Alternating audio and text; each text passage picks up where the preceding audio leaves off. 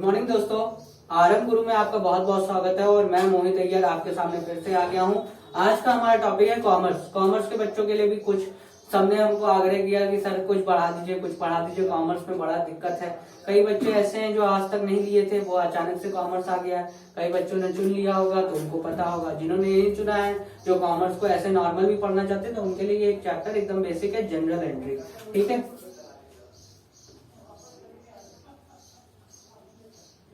ठीक है। General entry के बारे में आज देखेंगे क्या होता है। ठीक है, इसका नाम होता है रोजनामचा।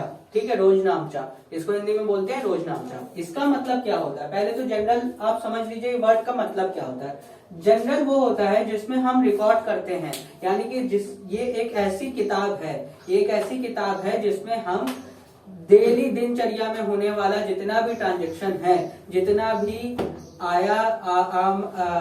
आगम और गमन है, जितना भी डेबिट हुआ है, जितना भी क्रेडिट हुआ है। आपको ये डेबिट और क्रेडिट के बारे में तो पता ही होगा। ठीक है, तो डेबिट और क्रेडिट के बारे में तो आपको पता है। तो जितना भी कुछ वर्ड इंग्लिश के आपको पता है, ट्रांजेक्शन का मतलब आपको पता है, जितना भी डेबिट होता है, जितना क्रेडिट होता है, उन सबको टोटल वो ट्रांजेक्शन कहते हैं। तो जितना भी ट्रांजेक्शन है, एक ऐसी किताब जिसमें ये ट्रांजेक्शन के बारे में पूरा चीजें लिखी रहती हैं, उसको कहते हैं जनरल है। ठीक है, और इस एंट्री को करने वाले को जर्नलिज्म कहते हैं। ठीक है, जर्नलिज्म वो प्रोसेस है जिसमें हम इस जनरल एंट्री किताब को बनाते हैं और इस पूरे को कहते हैं जनरल एंट्री। इस पूरे किताब को कहते हैं जनरल एंट्री। तो जनरल की डेफिनेशन तो आपको किताबों में मिल जाएगी, तो आप उससे देख लीजिएगा। अब देखते हैं इसके कैरेक्टरिस्टिक्स, क्या क्या इसके फायदे होते हैं, फीचर्स क्या क्या होते हैं। फीचर्स का मतलब होता है इसकी क्या क्या चरित्र चित्रण क्या है जनरल एंट्री का। ठीक है, इसमें क्या क्या होता है, देखिए इसमें होता है सबसे पहले कोई भी ट्रांजेक्शन जो भी डेबिट हुआ है, जितना भी डेबिट हुआ है और जितना भी क्रेडिट हुआ है। डेबिट मतलब होता है डीआर इंग्लिश में, क्योंकि आप जब 9th में आप चले जाएंगे तो आपको इंग्लिश में करना होगा, चीजें इंग्लिश में करनी होंगी। तो डेबिट मतलब डीआर, क्रेडिट मतलब सीआर। तो जितना भी डेबिट और क्रेडिट का ट्रांजेक्शन है वो एक ही किताब में होती है, सबसे पहली बात। दूसरी बात, एक सीक्वेंस ऑर्डर में रहता है, यानी कि डेट वाइज मेंशन होता है। ये भी बहुत इंपॉर्टेंट है, सब बच्चे गलत कर देते हैं, आगे पीछे कर देते हैं। जिस क्रम से दिया होता है क्वेश्चन में, उसी क्रम से डेट वाइज सजाना होता है। ये जनरल एंट्री का नियम है। तीसरा नियम क्या है, जितने भी ट्रांजेक्शन हुए हैं उसको लाइन बाय लाइन सजाना होता है। लाइन बाय लाइन सजाएंगे, उसको जनरल एंट्री कहते हैं। ये बेसिक दो चीजें हैं। ठीक है, इसमें डेबिट भी होता है, क्रेडिट भी होता है। पहली बात, इसमें डेबिट भी होता है, क्रेडिट भी होता है। जो डेबिट हो रहा है वो डेबिट की एंट्री, जो क्रेडिट हो रहा है वो क्रेडिट की एंट्री। एक अमाउंट होता है, वो अमाउंट लिखेंगे। दूसरा क्या है, डेट वाइज होता है, यानी कि एक ऑर्डर में होता है, एक क्रम में सजाया जाता है। ठीक है, अब इसका एडवांटेज क्या है, यानी कि इसकी विशेषता, जनरल एंट्री की विशेषता। आप जनरल एंट्री के बारे में पढ़ रहे हैं तो उसकी विशेषता जानिए, क्या क्या विशेषता है। एडवांटेज बोलते हैं इंग्लिश में। जो इंग्लिश मीडियम है उनके लिए भी अच्छा है, जिन्होंने कमर्शियल लिया हुआ है आईसीएसई बोर्ड, उनके लिए भी अच्छा है। तो मेरे कुछ स्टूडेंट हैं जिन्होंने बोला था सर हमको कुछ भी नहीं आता, आईसीएसई बोर्ड में 9 में चुनने के लिए आ जाता है। तो अगर आया है तो इंग्लिश में भी देख लीजिए और हिंदी मीडियम वाले हिंदी में देख लीजिए। दोनों शब्दों में मैं दोनों भाषाओं में बोल रहा हूँ। एडवांटेज मतलब होता है विशेषताएं। इसकी विशेषता क्या क्या है, देखिए सबसे पहली बात तो डे टू डे एंट्री होती है। दिनचर्या का पूरा रोजनामचा मतलब होता है जनरल एंट्री, यानी कि डे टू डे जितना भी ट्रांजेक्शन हुआ है उन सब की एंट्री होती है इसमें। दूसरी चीज, ऑर्डर में होता है, यानी कि एक क्रम में सजाया जाता है सारी चीजें, तो देखना आसान होता है। ठीक है, क्रम में सजाया जाता है तो देखना आसान होता है। ठीक है, और इसके बाद एक और फायदा है इसमें, डेबिट यानी कि डीआर और सीआर दोनों चीजें होती हैं इसमें। डेबिट भी होता है, क्रेडिट भी होता है, तो इसको देखना बहुत आसान हो जाता है। क्या हो जाता है, आसान हो जाता है। ठीक है, और एक और चीज है, इसमें गलतियां होने के चांसेस, संभावनाएं कम हो जाती हैं, यानी कि इंग्लिश में बोले तो लेस एरर पॉसिबिलिटी।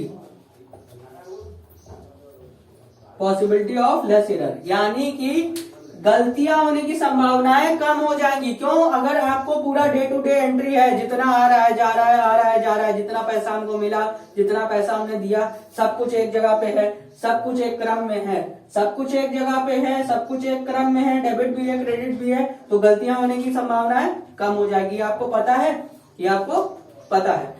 दूसरा है, इसके बाद लेजर जो बनता है, इसी को देख के बनाया जाता है लेजर अकाउंट। लेजर अकाउंट इसके बाद का टॉपिक है। लेजर अकाउंट आप इसको देख के आसानी से बनाया जा सकता है, तो ये इसके एडवांटेज है। ठीक है, अब इसकी सीमाएं के बारे में थोड़ा सा जानते हैं। जल्दी जल्दी मैं आगे बढ़ रहा हूं इसलिए क्योंकि आप ये सब पढ़ चुके हैं, और जो नहीं पढ़ा है उनके लिए भी अच्छा है, वो भी जान लेंगे कुछ चीजें। ठीक है, अब इसकी सीमाएं क्या है? लिमिटेशन, इंग्लिश में बोलते हैं लिमिटेशन। लिमिटेशंस क्या है इसकी सीमाएं क्या क्या है, कहां कहां फेल हो जाता है ये। अगर मान लीजिए सपोज करिए बहुत बड़ी कंपनी है, कोई बहुत बड़ी कंपनी है, उधर पे तो कई सारे ट्रांजेक्शन होते हैं, एक एक दिन में लाखों के ट्रांजेक्शन होते हैं। अब जैसे एक एग्जांपल देता हूं मैं, अमेजॉन कंपनी है, फ्लिपकार्ट कंपनी है, उसमें लाखों सेल होते हैं एक दिन में। क्या उसका लेजर, उसका जनरल एंट्री आप बना सकते हैं इतने बड़े एंट्री का? किससे लिया, किससे दिया, किससे लिया? तो वहां पे बनना बहुत मुश्किल हो जाता है। जब डेटा लार्ज हो जाए, जब डेटा लार्ज हो जाए तो जनरल एंट्री बनाना बहुत मुश्किल हो जाता है। ठीक है, ज्यादा डेटा वाले चीजों को बनाना बड़ा मुश्किल हो जाता है। ठीक है, दूसरा है कैश का पता नहीं चलता है इसमें, ये बहुत इंपॉर्टेंट है, स्टार बना रहा हूं। कैश फ्लो का नहीं पता चलता हमको कि कितना कैश आ रहा है कितना नहीं, हमको बहुत लेंथी प्रोसेस है पता करना। क्यों? क्योंकि इसमें सबकी एंट्री अलग अलग होती है। जैसे एक एग्जांपल है, मैंने मोहन को माल बेचा, छूट दिया 10%, तो इसमें छूट की एंट्री अलग होगी, माल बेचने की एंट्री अलग होगी। छूट दे दिया मैंने, कुछ पैसा कम हो गया ना उसमें, तो इसमें कैश फ्लो नहीं समझ में आया कि कितना मेरे हाथ में से गया पूरा का पूरा। अब क्या पता चलेगा? इसके लिए एक अलग से चैप्टर जो थर्ड है वो पढ़ना पड़ेगा, जिसका नाम है कैश बुक। पहले जनरल बनता है, फिर लेजर अकाउंट बनता है, फिर बनता है कैश बुक। कैश बुक को हिंदी में बोलते हैं रोकड़ बही। ठीक है, इसके वजह से ही हमको पता चलता है कि कितना कैश आया कितना कैश गया। इसमें जनरल में हमको ये सब चीजें नहीं पता चलता। ये दो प्रमुख चीजें हैं जिसमें हमको नहीं पता चलता। ठीक है, ये थी सीमाएं। ठीक है,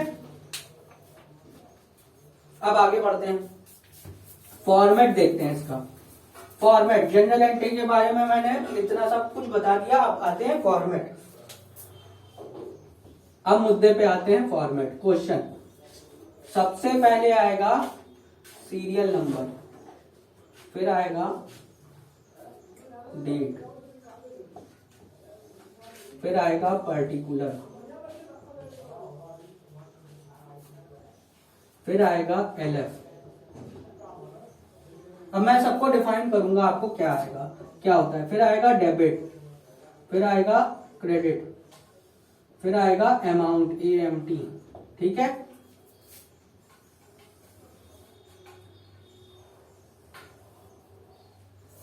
इसको छोटा कर देता हूं ताकि मैं इसको समझा सकूं अच्छे से।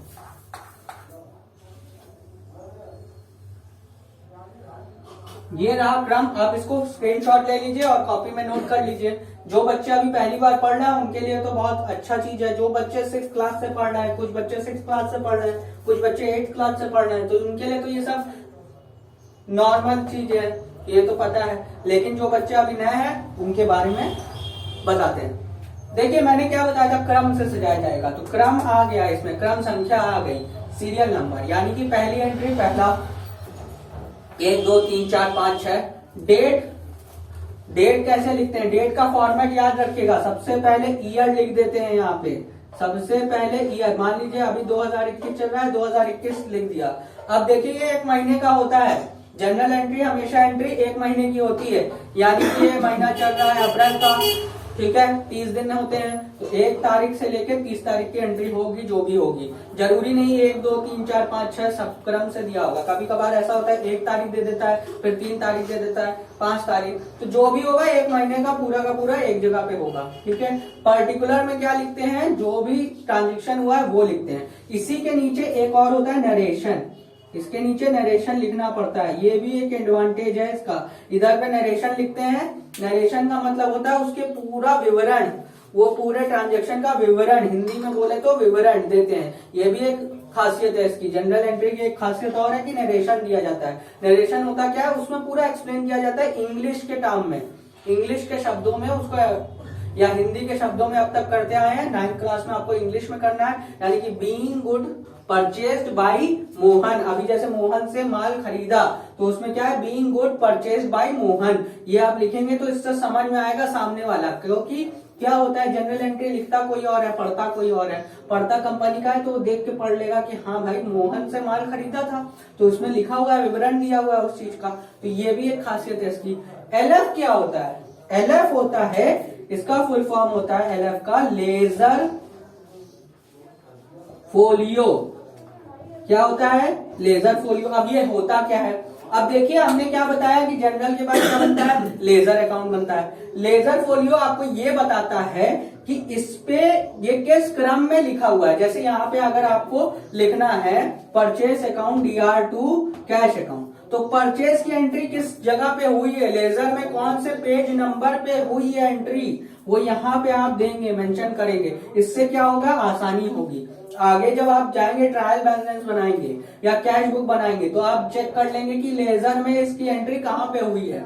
इस पर्टिकुलर जो ये यहाँ लिखा है स्टेटमेंट, ये पर्टिकुलर में जो लिखा हुआ है उसकी लेजर में कहाँ एंट्री हुई है, किस पेज नंबर पे हुई है। तो इसलिए यहाँ पेज नंबर, हालांकि ये आपके किसी काम का नहीं है अभी छोटे क्लासरूम में, जब बड़े क्लास में जाएंगे तब आपको काम आएगा इसका।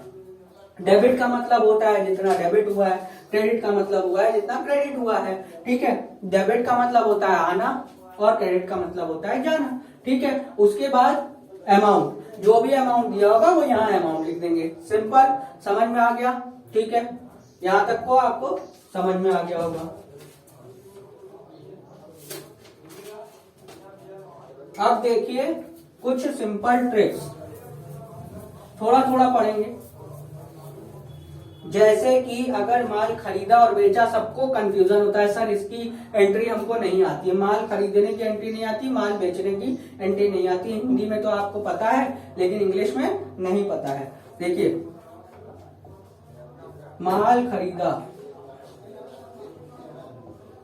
ठीक है, जब भी ये वर्ड आएगा खरीदा, ठीक है, तो ये क्रय विक्रय का आपको पता है।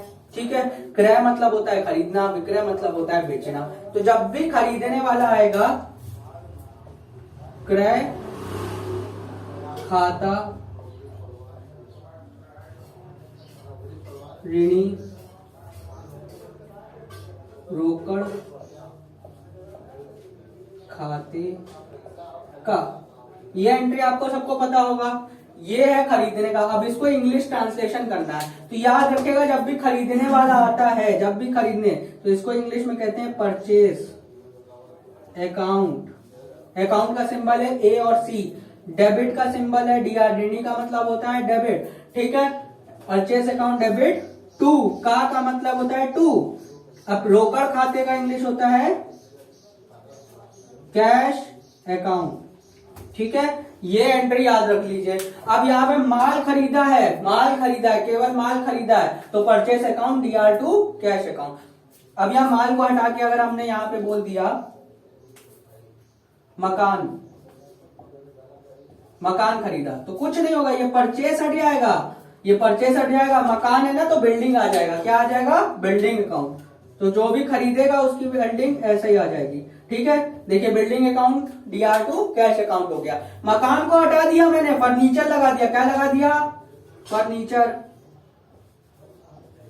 फर्नीचर लगा दिया, तो बिल्डिंग हट जाएगा। अब क्या आ जाएगा, फर्नीचर आ जाएगा, बस फर्नीचर अकाउंट। और यहाँ पे भी वही आ जाएगा, फर्नीचर खाता ऋणी रोकड़ खाते का। ऐसे यहाँ पे furniture account DR2 cash account आ जाएगा। ये आपको समझ में आ गया, ये बेसिक है, एकदम बेसिक। अब देखिए माल बेचने की,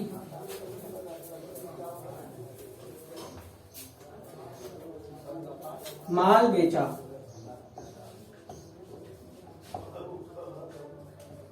विक्रय खाता नीचे जाएगा। अब देखिए यहां क्या है, रोकड़ खाता,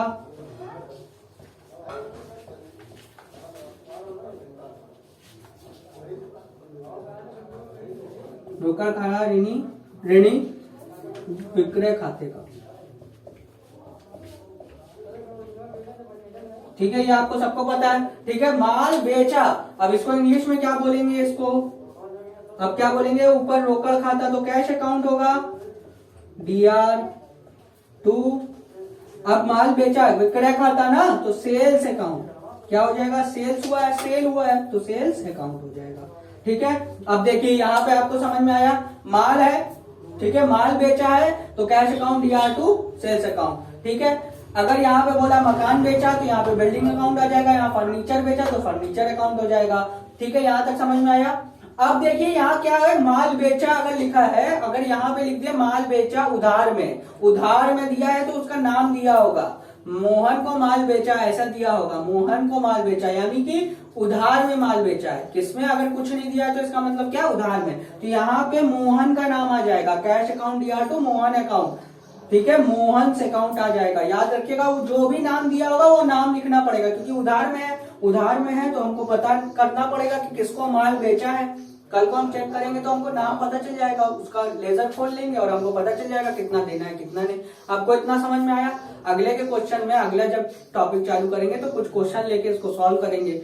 फिलहाल के लिए आप इतना बेसिक रखिए, इतने से आपको कुछ समझ में आया होगा। जो एकदम बेसिक वाले बच्चे हैं उनके लिए काफी अच्छा होगा ये वीडियो, और जो भी कॉमर्स सीखना चाहते हैं वो प्लीज इस चैनल को सब्सक्राइब कर लें। अब से कॉमर्स की भी क्लास आएगी, अभी तो मैं पढ़ा रहा हूँ, लेकिन जो कुछ एडवांस है जैसे GST रिटर्न फाइल और ये है, तो हमारे नए टीचर है अवेलेबल, वो आपको एकदम अच्छे तरीके से ग्राफ की मदद से, व्हाइट बोर्ड की मदद से, हम लोग यहाँ पे पेन मार्कर लेके पढ़ा रहे हैं, तो आपको अच्छे से समझाएंगे। आशा करते हैं ये वीडियो अच्छी लगी होगी तो लाइक करिए, शेयर करिए, कमेंट करना ना भूलिए कैसा लगा, और होमवर्क करना ना भूलिए। इस पे आप ज्यादा से ज्यादा प्रैक्टिस करते रहिए। धन्यवाद।